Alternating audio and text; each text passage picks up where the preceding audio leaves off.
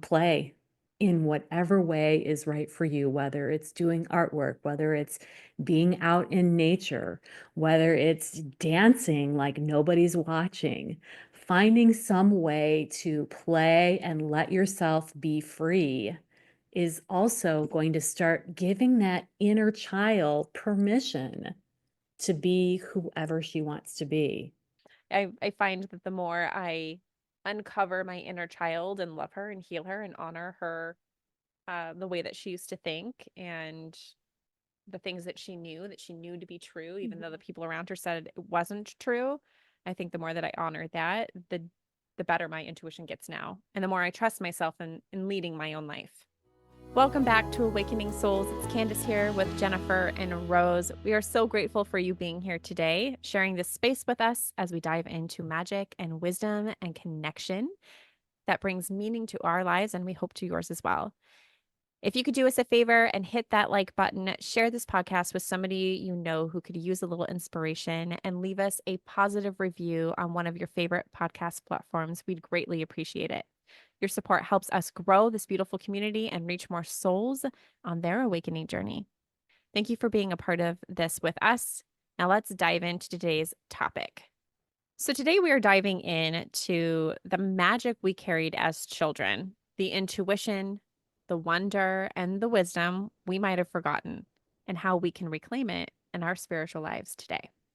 I had 2 sessions back to back yesterday, Rose, with 2 people who found me on TikTok. Nice. Mhm. Nice. And how did the sessions go?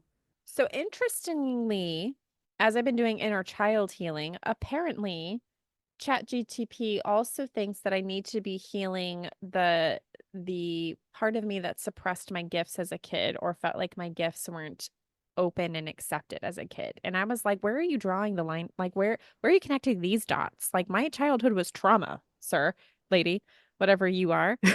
So my healing has been about my trauma. And she was like, I see what you're saying, but also these were gifts that you didn't ever get to truly fully express.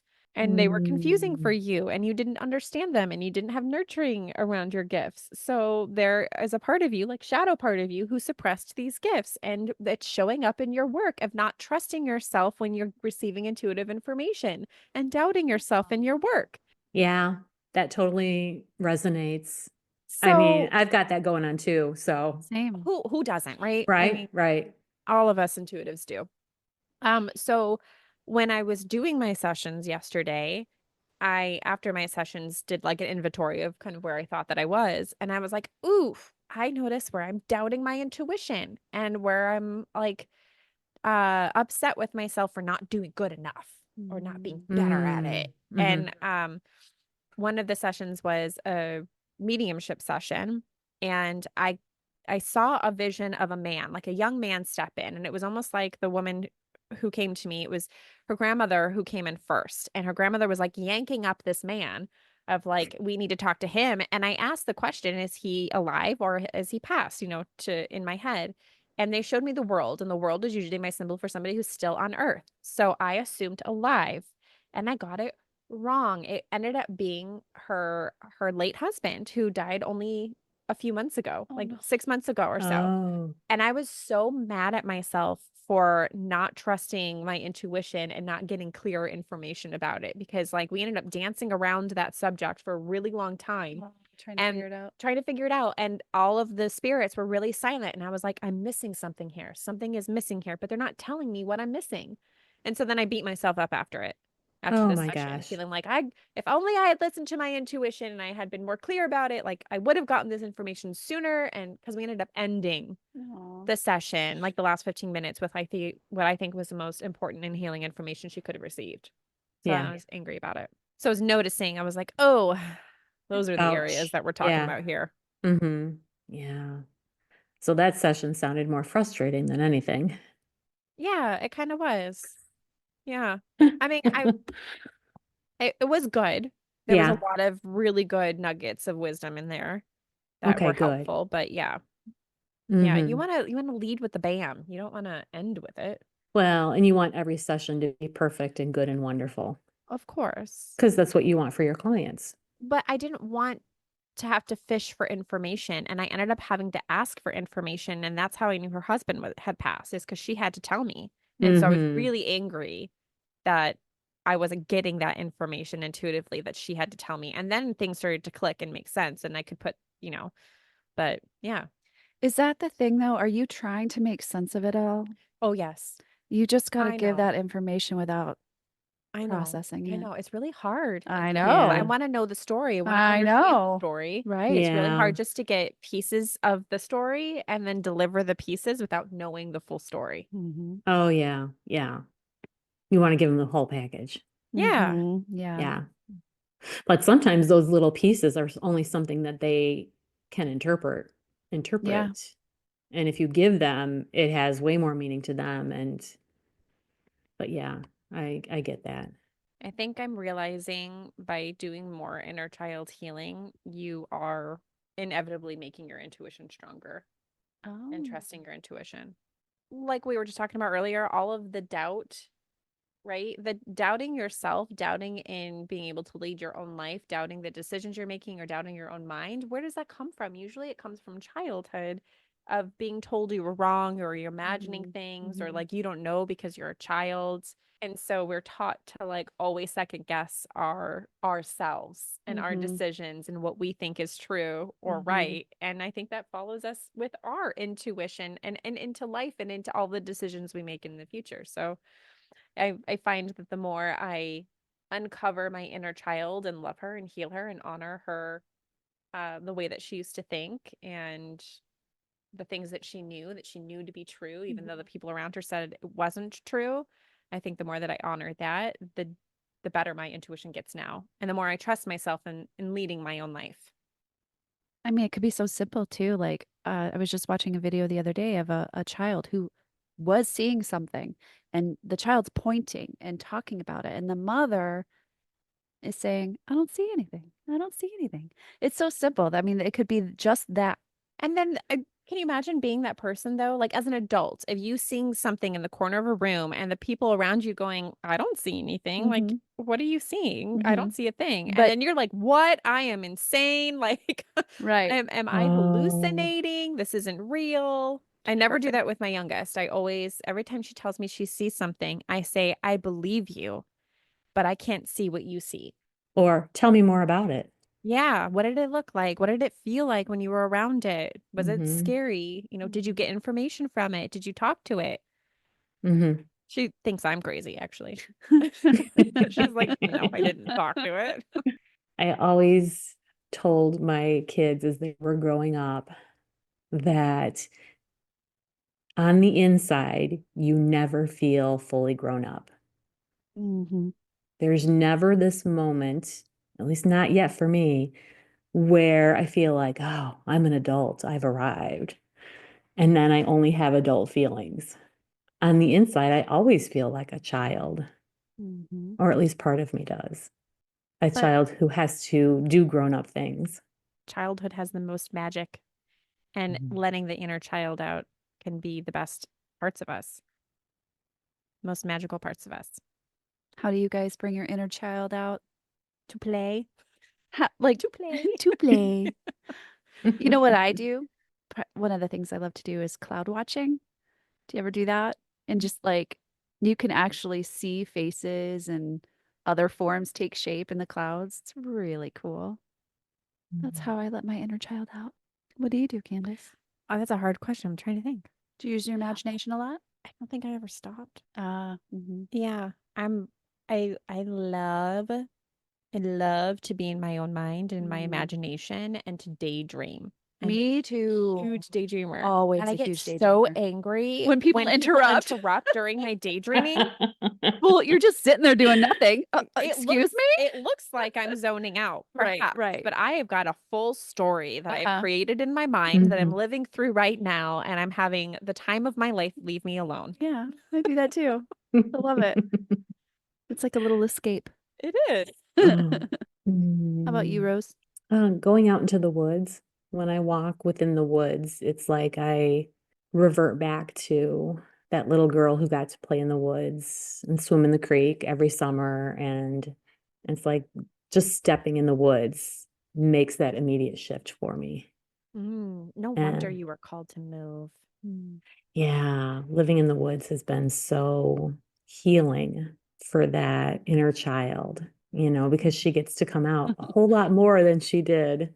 I got the privilege of teaching art to children, and that was really good for my inner child because my favorite thing to do is when I had time to sit next to the kids and work on art with them and just do whatever activity they were working on, and I'd create my own. And that was also very healing. And I think it was good for them to see too that you don't have to stop creating just because you become an adult. So whenever I had a minute that I could sit, at a table with the kids and just work on something, I always would. I think as adults, we do get wrapped up in the I'm busy, I've got bills to pay, I've got goals that I need to meet. House to clean, a Yeah. party to get ready for. Yeah, I'm a robot. I must complete all my tasks. Yeah, exactly. And the to-do list never really ends. And then No. we ignore or deny the playful parts of us that need to come out. That creates fun and magic in our adulthood because, I think we're meant to bring and carry with us parts of our child, our inner child. I think we always do, whether they're good parts or bad parts, we bring them with us into adulthood. And if we don't let them out to express themselves or to play, then we're denying them and we're denying an aspect of ourselves. And I feel like we become very disconnected from who we truly are as our authentic selves by doing that. And so I think it's just so important to engage in playful activity and in your imagination to bring out and let that inner child express itself. I mean, when you paint, how does it feel when you get a chance to like sit down and paint and create something? Oh, I get in the zone, so I totally zone out the What about world. afterwards? Oh, it feels good. It feels good. Yeah, Yeah. light Yeah, it does. and fun. It does.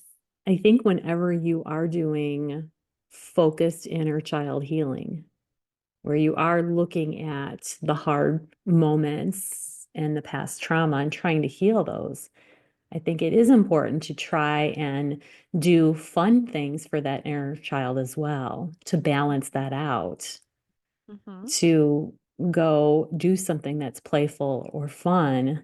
I'm going to sit and color in this coloring book for a half an hour just for you, little Rose, because I know we're going to have fun doing this together. Doing those little things, it's honoring the whole inner child, not just the inner child that's carrying pain. Yes. Oh my gosh. Yes, we take life so seriously, guys. So seriously. And when we're working through healing, it can be really serious. Yeah. And really hard. So I love that. Yeah, honoring both the hurt child who needed love and caring and witness, and then the other part of the child who just needed play, who just loved being in her imagination or As well as what you were talking about earlier, the repressed child, that child that didn't feel like she could be who she really was because the world wouldn't accept it. Yep. So honoring that as well. So going out and doing something that might not be received positively by everybody. That's hard to do though, isn't it? That's something I've been working on, is trying to figure out who my authentic self is and trying to allow her to come through more. And that's hard work. That is hard because we've been wearing masks for so long, and a lot of them. I find it interesting that you say, I've been trying to find the authentic self. Right. Because your authentic self never goes away. Your authentic self is still you. And we're born authentic. We are born the most authentic, totally ourselves, totally whole. And we are conditioned out of it. It's the conditioning that are the masks. Yeah. So it's a process of deconditioning, deprogramming that leads you to the authentic self that already exists. Yeah. So the question is, how would I respond to that if I didn't have to worry about what anybody else thought? What would I do with my time today if I didn't have to worry about what anybody else thought? You know what I would do? What would you do? I would do a podcast with my best friend. Me Talking about too. that make me excited. Yeah. I like that idea. Let's start one. It does feel like play when we get to come here and talk about all of these magical things. So I Sorry. think back to my childhood, and I don't remember actually using my intuition. I don't remember intuitive moments that got squashed or just not recognized. I don't either. What? I feel like I shut that down real early, Really? really early. And yes, I believe there were events within my childhood early on when I was an infant that caused me to shut a lot of that down.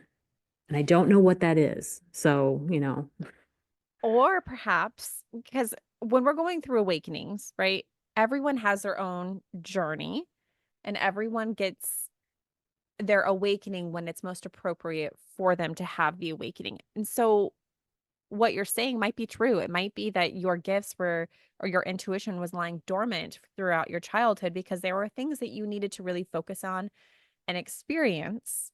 And Mhm. when you came to a close where you could feel safe enough or it was time for you to have that awakening, to have those gifts open up, then it was then opened up for you. Yeah, could be. Because our gifts can lie dormant. Intuition can lie dormant, especially if we're not using it. I remember certain gifts. I just don't remember my intuition. What? Yeah. Do you remember your intuition? Yes. I'm in shock right now. I mean, I had intuition when it came to certain people and not wanting to be around them, but that's it. Well, that is intuition. Do you remember not wanting to be around certain people as a child? Oh, absolutely. Well, then she used her intuition too as a child.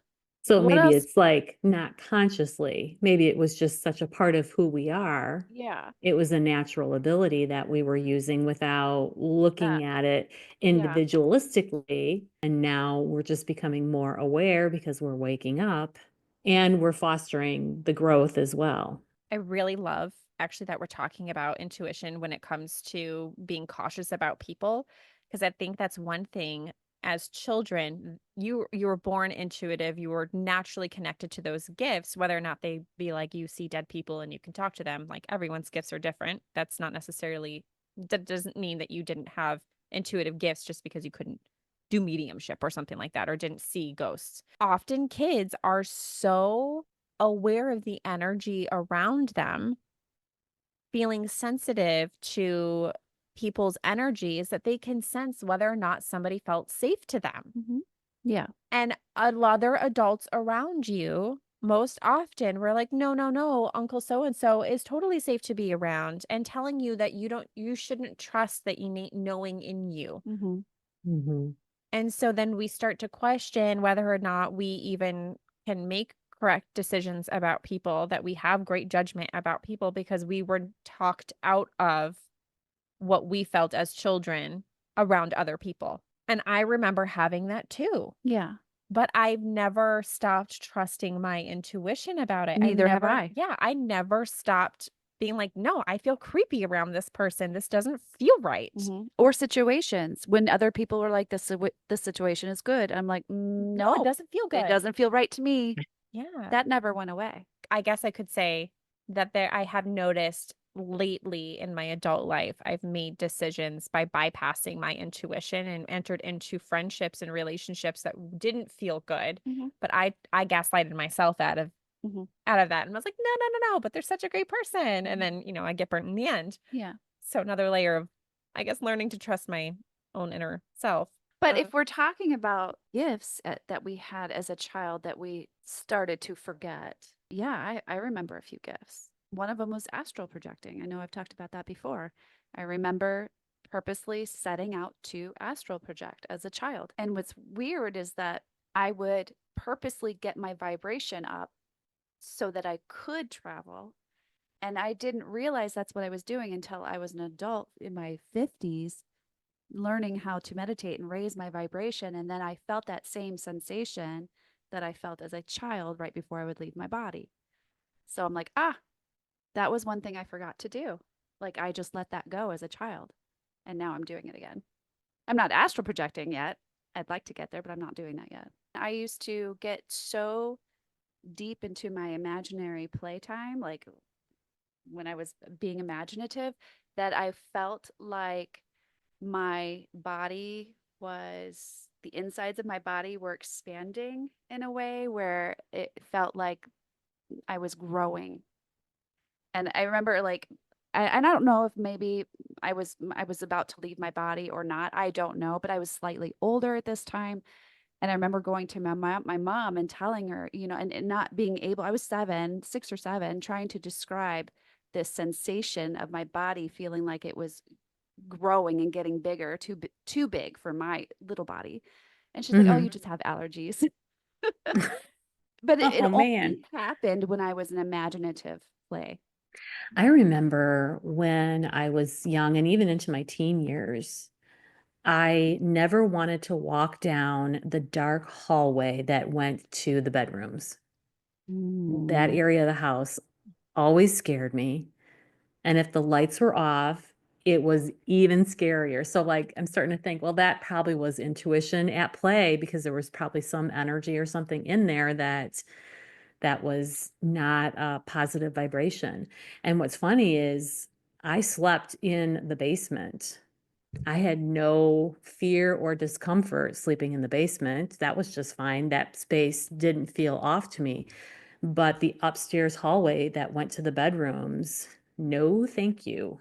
I think when we're talking about remembering intuition as kids, like we have intuition as adults right now, and we know consciously when we're tapping into our intuition and how it feels, and we can see more because we're more expanded in it. When we are children, it's so natural to us that I think we are not putting logic behind it. We're not putting consciousness behind it. We're not putting like a label to it. So it's easy to go, oh, I didn't even realize that I was using it Mhm. all this time. But just being aware of subtle energy shifts when you're walking into a room is your intuition. Oh my gosh, my youngest daughter right now is terrified of every corner of our house, and especially the hallway. She will not walk down it if it's dark. She is scared of her bedroom. If it's dark, she started to sleep with the covers over her head. And Rose, I have gone into her room several times clearing it out because I am finding things. And Mhm. I'm finding a lot of things, and portals opened, and she can see things that are happening with her physical eyes. So she'll talk about things that she saw swipe underneath her bed. She's bringing them in. Oh. I think she is. I think her fear, I think they're playing off of the fear that she Oh. has. And so they're Plus like, she's so ooh, fun, let's play. plus she's so open. Have you She's talked so to open.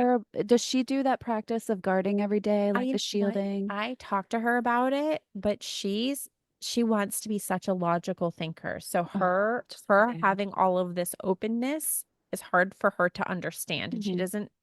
she doesn't like it when I tell her, let's use our imagination. Let's pretend that we're putting a bubble of white light around us that nobody can get through. It's gonna protect you. Or when I say call in your angel guides, I feel like she's like, "I don't understand that, mom." Yeah. She's like, "I don't get that. Why would I be doing that? It's not real." Mhm. And I've never taught her that because I've always been magical with her. Mhm. Mhm. It's her own thought structure for whatever reason. Yeah. And I love that she's a logical girl because she's great at math and she's 6 years old. But Mhm. like I want to, have more of the play with her like that, the magical part, because I know how important it is to nurture that. But yeah, she's resistant against it for sure. Well, I remember my childhood being quite magical, actually. I too would astral project. It was, oh my God, my dreams were the most amazing place to hang Mhm. out. They were always so fun. Mhm. I would astral project almost every single night, and I could feel like I would feel my body, my soul, or whatever leave my physical body and go play. And I would go outside and I would run on the sidewalk, and I could actually feel my feet touching the sidewalk, and I would jump 3 times before I took flight, Uh-huh. and then I would fly through my town over Yes. the houses, and I remember being like, "This is the coolest thing ever. I am outside right now. My parents have no idea where I am. I'm totally safe. The world is asleep right now," and then I would come back to my body and I'd wake up. Mhm. Mhm. That Same with was me. so magical. Of course, the obvious intuition of like having feelings about people and feeling subtle energies and not feeling comfortable in certain spaces, that was always there. And premonitions, which if you've listened to this podcast for some time, you've heard me talk about my premonitions as a child. They were very, very strong through my my young teen years up into my late teen years before I was like, okay, all done with that. Because my premonitions got too scary. They were too realistic. And I didn't like some of the things that were coming true. So by the time I think I was between 17 and 19 years old, I shut down all intuition. And I've said this before, I prayed every single day for a year that my intuition would be turned off. And it was, but then I spent the next 10 years feeling the most disconnected from myself than I have ever felt Mhm. and the most alone. And life just lost all magic and luster. And it was then like, okay, Candace, you're almost an adult. And now you're an adult. And now you're married. And now you have children. And life became like so serious. And I felt like I really, really lost myself. And so when I was 30, when I turned 30, I hit my awakening. And my awakening is what really helped me bring back all of that inner child magic that I had disconnected from as a teenager. My story's just like hers. You Yeah. just gotta say Same. ditto. Ditto. I think I was in 8th grade when like shit really started hitting the fan and all my premonitions and dreams were coming true. And that's when I remember laying in bed every night just praying. Just like that was the top thing on my prayer list was like, no more dreams. Thank you. No more. I had Mhm. no idea. Oh, really? Yeah. I was also like a master manifester. My journal and my pen would do magical things together. And Mm. I'm a huge journaler. When I was in high school, I would spend hours journaling and I would journal about things that I wanted. And I didn't know it was manifestation then, but I Mhm. would dream that I wanted these certain things to happen in my life and they would happen. Mhm. They would happen. Now they weren't always great. Right. Like But I would it would start happening and then you'd be like, maybe not. No, right. Like I remember manifesting by accident, right? Journaling about the kind of relationship that I wanted when I was a teenager, like the kind of boyfriend that I wanted. Was like not even a week later, I got exactly that. Mhm. And when I got it, I was like, "Oh, this is creepy. I actually don't want this." But it was so cool that I wish I was manifesting much cooler things I than mean, like you still can now that you know that that's a gift you have. Start writing down all the stuff you want, Candace. but I have. Here's the thing. When you're manifesting though, you also have to believe you're worthy of the thing that you're wanting to call in. Mhm. And I'm manifesting much bigger things than I was back then. You're still worthy. I am still worthy, but I'm still working through inner child healings and stuff, or even money wounds that are telling me I'm not worthy of these things, like Mhm. this level of manifestation. So as I've done a F ton of work and have raised my vibration and feel so much more worthy than I did, of the things that I'm calling in are even higher than I'm at right at this moment. So Start out it's small. not an instant manifestation. Now, if I were calling in things that I'm already a match for in my vibration, then it's like instant Mhm. manifestation. But yeah, Yeah, so start out small.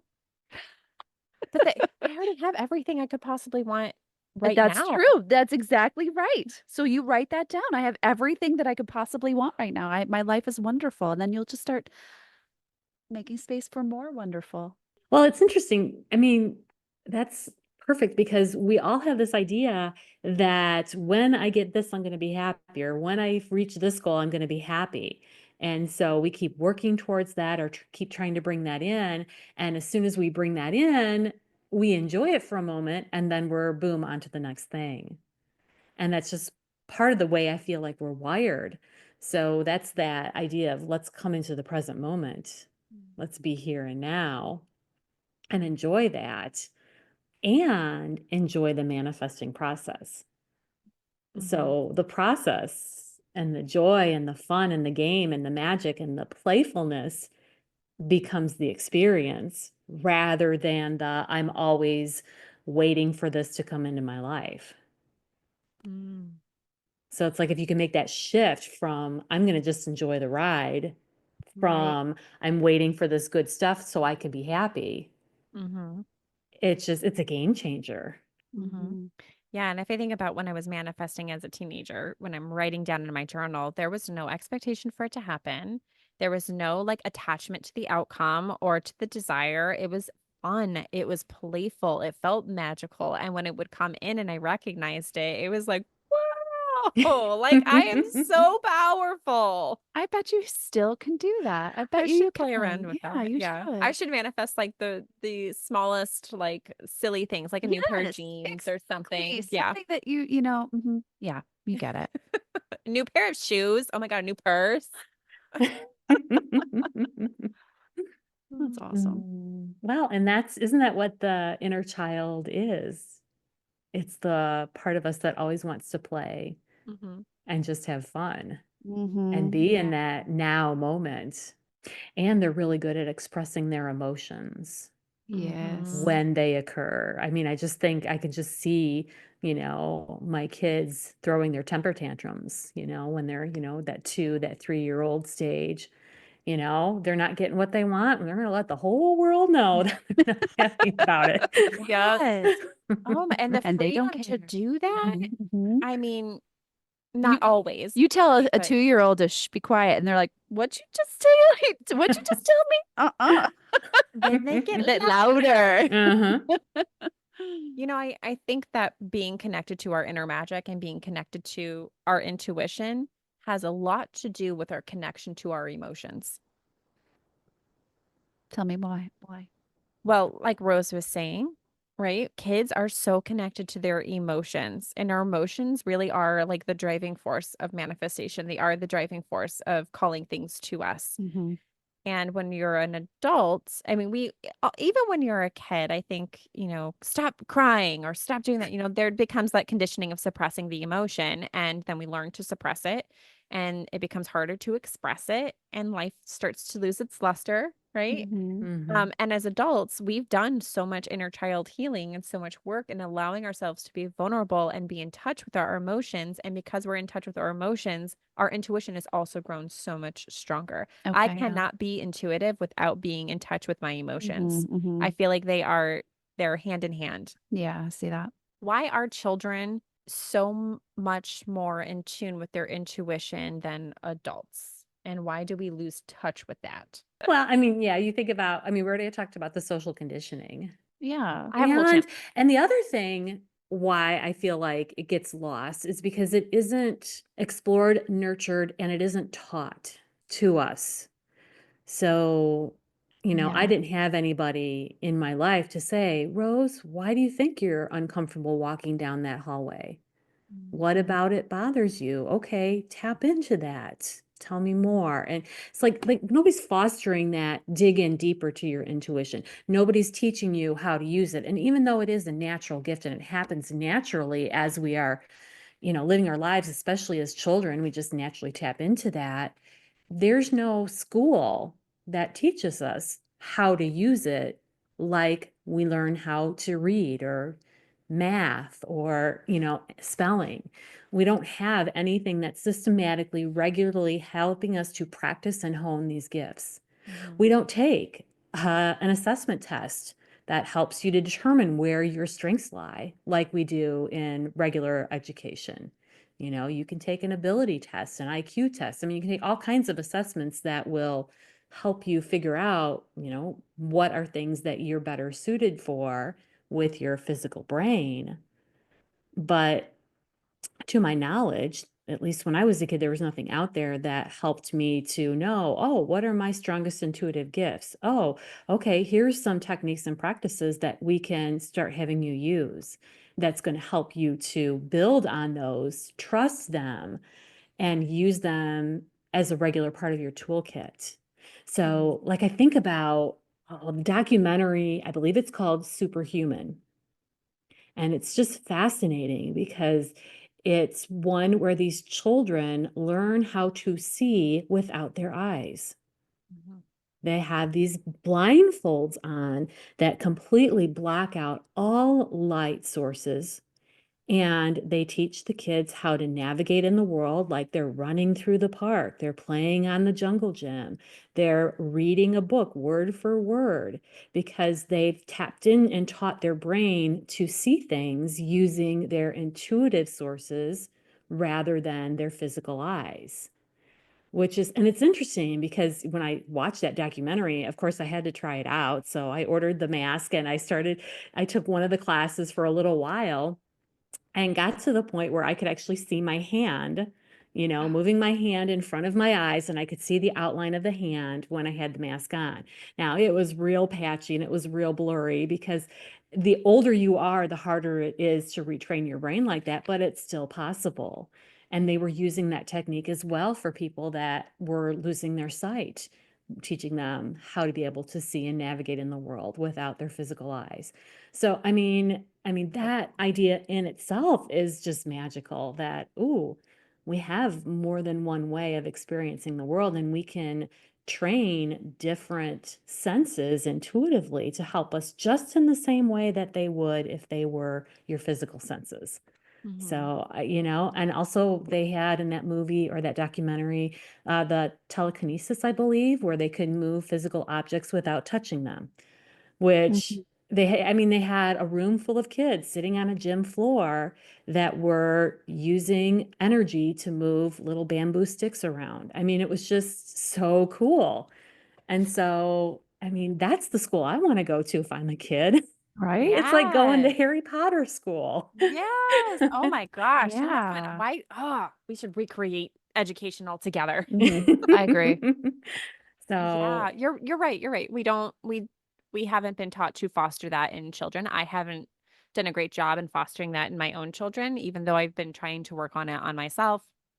But it's so important. I feel like it's like the most important part of us that we can reintegrate, because it doesn't just help us have a more magical life, cool, but it also helps us navigate our life. It actually helps us align with the right decisions that are meant for us, align with mhm. the right opportunities that are meant for us. I think a lot of us as adults live lives just because we think we have to live a certain life a certain way because we've been told to do it that way, but it doesn't feel good to us. And so then we're overstressed and overwhelmed and living against like our natural energy and constantly getting sick and tired and burnt out. But if we were to integrate the magical parts of childhood and integrate the wisdom that the child holds of that natural connection with your intuition, then life becomes fun. It becomes free. It becomes an adventure, which is what it's always been meant to be. The structure of society has really like put a cap on that for us, and I think we're in a time now where we're having so many awakenings and that we're reawakening those abilities because we're meant to be moving in a different direction and change the paradigm of what we've been living in for so long. Okay, so for any of our listeners who might be dealing with this with their child, and we are like with Natalie, Mhm. she'll come over and she'll want to go downstairs and play in the basement, but then all of a sudden she's like, I'm scared. I'm Yes. scared. Will you go down with me? I'm scared. She has seen a ghost or a spirit. I'm sorry, she's seen a spirit of my kitty in the basement, and that's why she doesn't like to come down here. So what would you do to nurture that in her, that intuition? And how do you handle that? Of someone being scared? Yeah, I think that's the hardest part, is the fear Hmm. that Mhm. Natalie specifically feels every time she sees these things. No matter how many times I say, that's okay that you saw that. It's so natural. It's so normal. Like, her body is like, this doesn't feel natural and normal. This Hmm. doesn't feel safe and okay. So there's no amount of talking, gaslighting her out of her feelings Right, right. and being like, totally cool, totally cool. Yeah. Yeah. I tell her I see these things too, and it's so magical. And I think Rose actually said probably the best thing that you could say is, what did it look like? What does it feel like? Asking more questions about what they're How does experiencing. it make you How does it make feel? you Yeah. feel? And Besides yeah, scared. But yeah, the fear or part is, what scares you about it? Yeah, What do yeah. yeah. you think could happen? Yes, that's Ooh. a good one. What do you think could happen? And maybe, yeah, not, yeah, you don't want to gaslight her and say, Right, right. there's nothing scary, but Well, Yeah. what so I've often yeah, told her but is like, trying to well, dig in. nothing's, you've only seen things. You've never felt anything. You've never been hurt. Mhm. So it's okay to see these things and feel a little scared, but you're not going to get hurt.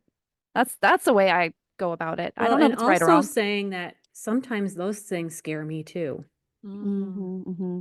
Hmm. Sometimes I get to certain places and it bothers me. yeah. And maybe I need to listen to that. And maybe when you feel scared going down to the basement, maybe that's you knowing that that's not the best time for you to go down, and maybe stay upstairs and try it again later. I can't tell her that. I She'll can't tell her never, that she'll she'll never never go sleep in down. her room ever again. This is her room. Yeah, I know. I know. That's where it gets tricky. Yeah. Yeah. So then Oh. what can we do to make your room a safe place? What needs to There happen you to make go. your room a safe place? That's a great question, and involve her in making it safe. Yes. Yes. What, yeah, Yeah. it's like, what can we do together? And yeah, and maybe it's, And she may not even know the answer. So you might have to try and come up with some, yeah, here's some different things. Ooh, yeah, we could here's get an idea. a nightlight that shines stars on the ceiling all night long. We can get, Dream catcher. yeah, Solve dream catcher. Yeah, like just, yeah, and see and try to, let's keep working on this together. There was Yeah. one day that I was sitting on her bed and she was like, "Mom, I'm terrified. I don't want to be in here. I want to sleep with you." And I was like, "Okay, this isn't just her trying to get out of sleeping in her bed. She really is scared. I could see that she's actually in fear." So I tuned in and I was like, "Whoa, it's active in here. Like, it is busy." So I was angry because I was tired and I wanted to go to bed. And so the mama bear came out and I like Oh. blasted the room with white light and called in every single reinforcement that I could call in. And I commanded with like the most commanding energy I think I've ever used for every entity or energy in that room to leave. And it was magical because I felt the shift and I actually felt my body go, ah. And I Yeah. looked at my daughter and she was like, "Mom, I feel a lot better now." And I didn't say to her that I had done anything. She just looked at me and was like, "I feel better." And I was like, "Thank God." Good night. But yeah, we keep having problems. It's not as bad since I've done that, but I love tapping into that mother energy. And I've done that before with my kids too, where there were entities in their room and I went in there and I felt like I just kicked ass. And yeah. it's just like this power went through me that it wasn't all mine. It Mhm. was like I was tapping into some other mother energy. And man, I just blasted those spirits the hell out of there. And I just could feel them flying away at the speed of light. Yeah. And That's I'm like, cool. take that. Yep. You leave my babies alone. It is the coolest thing. It does feel It really is. cool. It feels really cool. I don't want to have to do it every night though. It's also No. exhausting. Yeah. So is there a way to tap into that mother spirit and perform some kind of something that would protect it on a regular basis? I actually did. I hired some angels, some angel guards to Nice. stand by in her room, and I do feel that there's a lot less activity there Mhm. and her fear is a lot less, but now it's just hesitation for her. Yeah. Like she doesn't fully trust yet that her room is safe to be in. Yeah. So it's like a work in progress. It's a work in progress. And you know what's funny? Recently, so she just had a birthday and we brought up a coat rack from the basement that was left there. It's a sweet coat rack. It was one that like my father-in-law made for my mother-in-law and I was really excited to bring it up and we're using it and I had it in the corner and I love it.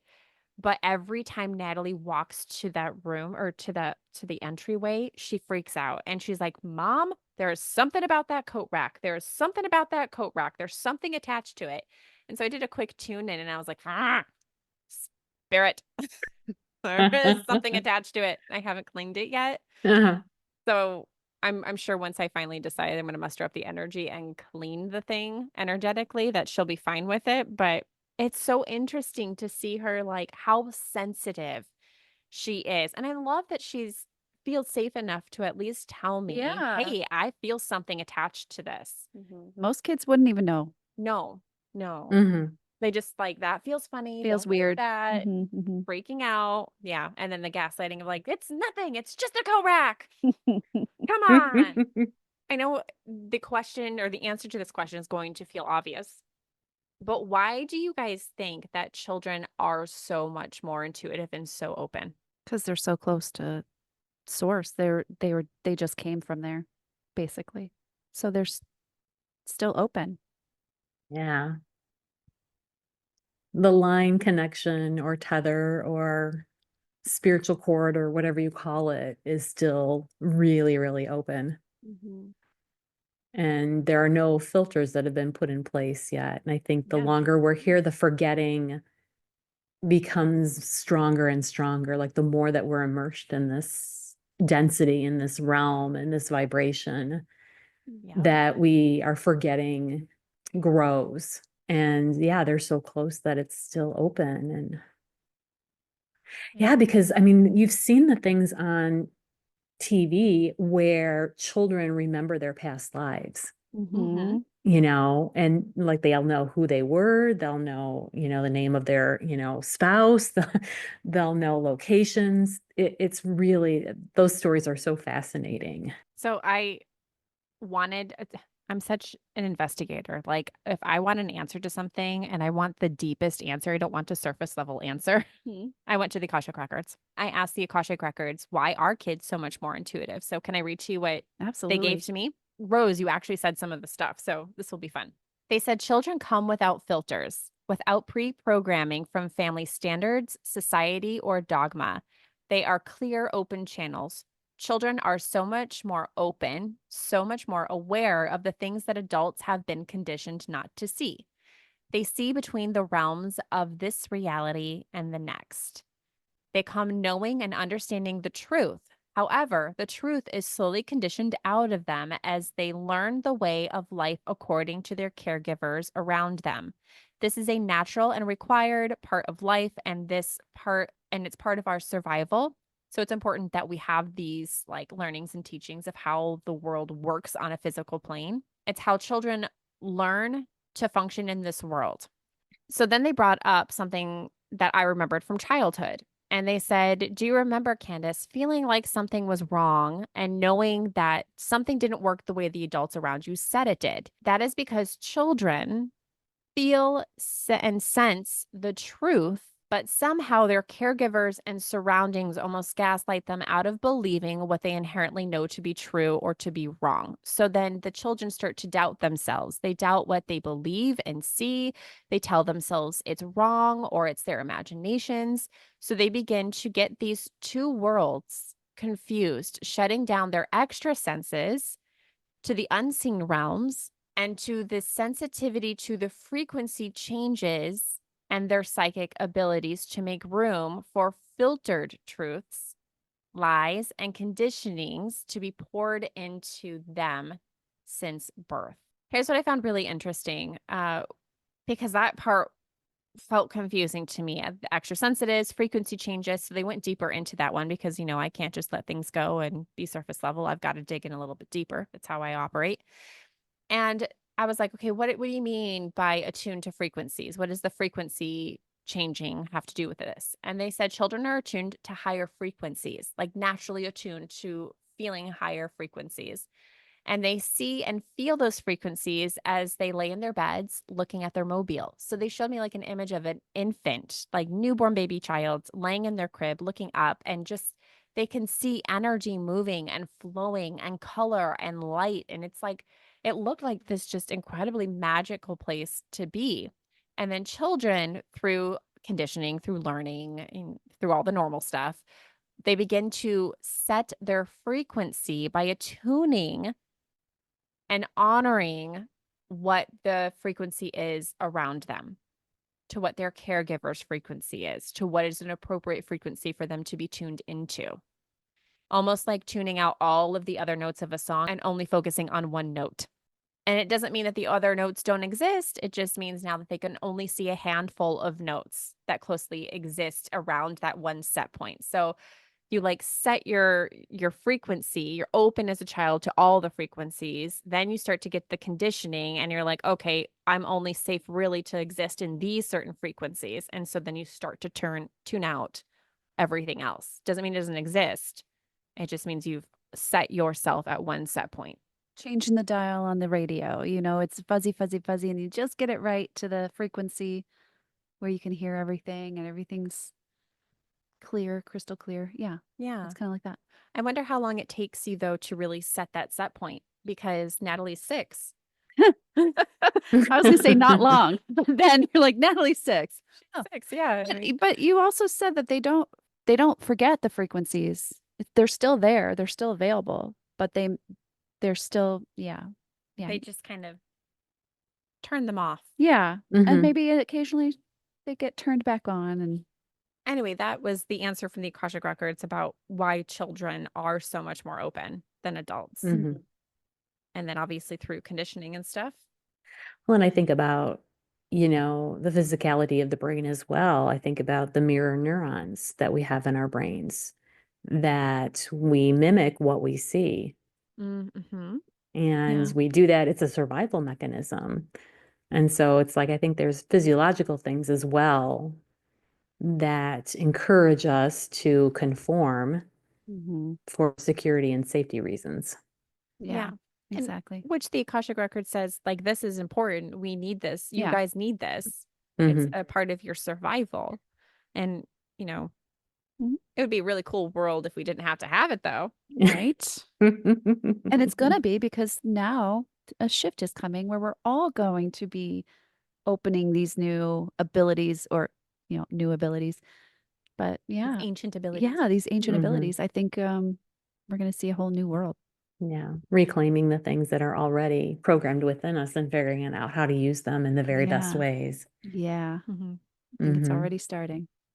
Okay, so if tuning out those other frequencies and adapting to our surroundings is an important thing for survival, Right.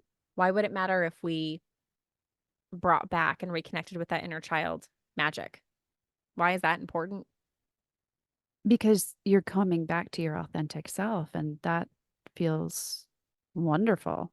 I think one important aspect is imagination. Children are so very imaginative, and they create with their imagination things that aren't real, or so we think. Mhm. Mm-hmm. But as I've been growing my intuition, the more I engage my imagination to entertain the ideas that some of these things that I thought were not real could be real, Mhm. it's very expansive, and it brings in a lot more interesting intuitive experiences.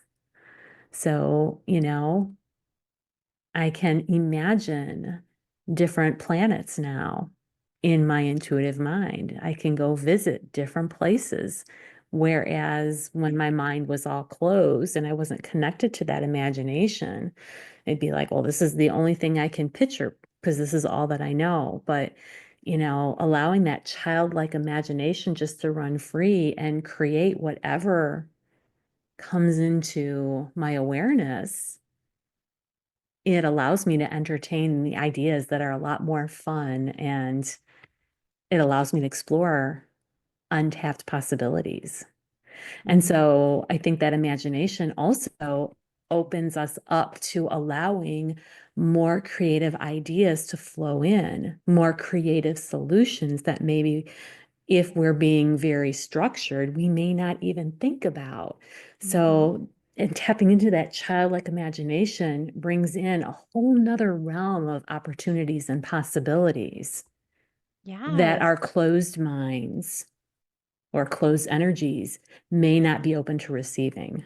So I think that is just very, very powerful. And I find the more that I entertain ideas of things like other planets and aliens and you know, people living in the center of the planet or people living in the center of the moon or, energies around me all the time. Um, my guide that sits right next to me 24/7. There's a guide always to my right now. I can always tap into that. Whereas before I didn't sense that because I was closed to that. So, intuition and imagination are just so connected. Mm-hmm. And they're almost the same thing. So that childlike wonder and open to new possibilities, I think, is so valuable to expanding our lives. Yeah. It's like creativity without limits, which then doesn't limit us as a society either. New Hmm. new innovative problem solving or Mhm. solutions to things. I mean, Yeah. Hmm. oofda. Where could the world go if we all just let that magic flow? Oh, look at me. Inner child poet coming out. I was just using my imagination the other day. I was cooking dinner and I really didn't want to cook dinner. So I imagined all my deceased loved ones sitting at the counter just talking with me. And I'm like, yeah, I know. I didn't really want to cook this either. And I'm like, Playing I pretend. was playing pretend and like having conversations with them. But I was alone and I just wanted to use my imagination. So I did. Don't you feel a little silly? No, I mean, I do because I if do that too. oh yeah, if someone was home and heard me, Oh, oh, this did happen the other day, like a few weeks ago. I was doing something and I was talking to whoever was out there, and I was just, I don't know what I was saying. It was hilarious. And my son walks up the stairs, and I'm like, I didn't even know how to explain it. I just laughed it off. And he just was like, okay. And we haven't talked about it since. oh I'm like, well, this is the new normal. Oh. Yeah. Oh boy, it is a vulnerable thing It is. It is. Mhm. to let your imagination out of the box in front of people. Uh-huh. And normally I'm home alone a lot. So I just let it go. And then he comes up the stairs. I'm like, oh shit, you're home? It's fun though.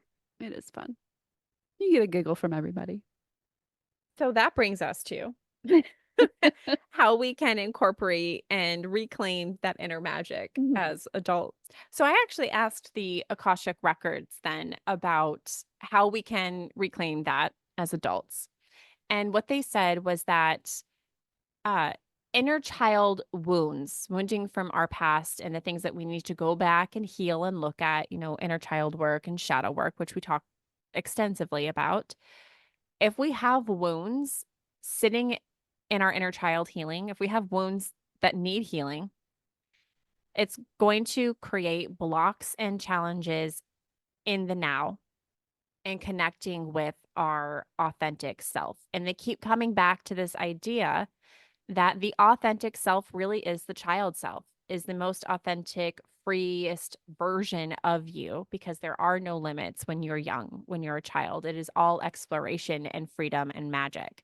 That is the authentic part of ourselves. So by doing inner child healing or shadow work, you are thereby uncovering the most important pieces of the authentic self and putting them back together and reclaiming them so that you can love them and honor them and incorporate them into your adult life. So, yeah, one way to reconnect with your inner child is to honor the wounds and do the active healing. And that is something that's probably going to be happening on an ongoing basis. Little bits at a time come up, and then we look at them and heal them. But I think it's also important to balance that with the fun stuff. Mhm. So, what can you do to reconnect with that inner child that isn't always heavy and serious? Play in whatever way is right for you, whether it's doing artwork, whether it's being out in nature, whether it's dancing like nobody's watching. Finding some way to play and let yourself be free is also going to start giving that inner child permission to be whoever she wants to be. And that's a habit that can be honed, that can be formed, but you got to do it on a regular basis. And sometimes that's very uncomfortable. I mean, like when I'm by myself, I can dance like crazy and I don't, give a rip. And I feel really good doing it. But if you put me in a crowd of people, all of a sudden I become self conscious because of the social conditioning and all of that stuff. So, I mean, but the more I do it by myself, the more comfortable I do get when I'm around other people. Mhm. Yeah. So it's like it definitely helps. Yep. And yeah, so finding ways to play and have fun, doing things that you want to do rather than things you feel that you should be doing. Mm. So I'm going to do this activity. It has no value. I'm not getting anything done. I'm doing it just because I want to do it and it feels good. And I think another thing that can really help you connect with that inner child and bring that child out and up to the surface is being true to your emotions, honoring your emotions and expressing them in the moment. Now, it doesn't mean I'm going to throw a temper tantrum in the middle of Walmart and lay down on the floor and kick and scream. Although that would feel so good. I know it would. I know it would. But if I'm feeling something, I am going to find a way to express it and honor that emotion so that I can work through it and then get on the other side to where it's not something I'm carrying. I'm letting emotion flow through me rather than just letting it be absorbed and stuffing it down. So, those are all different ways that you can connect with your inner child and help to bring that authentic, beautiful, free, loving, happy, joyful part of yourself to the surface. Because I feel like that's what we came here to do. That's what we came here to be. Mhm. We didn't come here to get our to-do list done every day and put our Mhm. head down and just grind away. We came here to experience this beautiful planet and have some fun doing it. Mhm. And the more we can do that ourselves as adults, then we're modeling that for our own children and we're giving them the permission and we're showing them the road to get there as well. And maybe they won't have such a hard time when they become adults, letting that authentic inner child be part of who they are. There's also like low stakes way to also engage in the inner child without having to do like, I'm going to go play Legos or go do art and go dance. You can also do that through things like comedy, through laughter, through movies that are fun or childlike. I love Disney movies. I'm a Disney Mhm. girl. So watching those brings me right back to the childhood. Yeah, I agree with that 100%. I can't tell you how many times I went and saw The Little Mermaid in the movie theater when that was playing because Mhm. I loved that movie. Yes, I listen to children's music. Yeah, I do that Mhm. too. I have Disney music and it's like on my favorites playlist. So when I'm in the car with the girls, I'll turn on my favorites playlist and we've got a good mixture of like songs that Jocelyn thinks are super cool because she's 14 now and Disney songs for me. Not for my youngest, for me. Boy, do I sing it. They are some of the most fun songs to They sing. are. So yeah, I agree. I do the same thing. Yep. And my Well, and children are way older. cathartic too. I think of Frozen and Let It Go. Man, that is fun to belt that out when you've got some Mhm. emotions. Mhm. Yep. Oh my gosh, have you seen the new Moana? I know the answer is no, but Moana 2, oh, The music, really good. the music is great, and it's a spiritual movie. It is Mhm. spiritual AF, and her magical world that she has in connection with her ancestors is like literally what I think I see. Like Uh-huh. it's like my magical world like put onto a movie screen That's in the cool. form of like Moana, Moana's life, but really it's my life. I wanna see it. It's so good. So good. All right. Well, I think that's enough fun for us today. So, thank you everyone for spending time with us in this podcast and for your presence.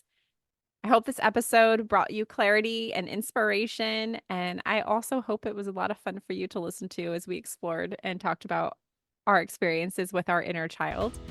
Until next time, thanks for listening. Bye.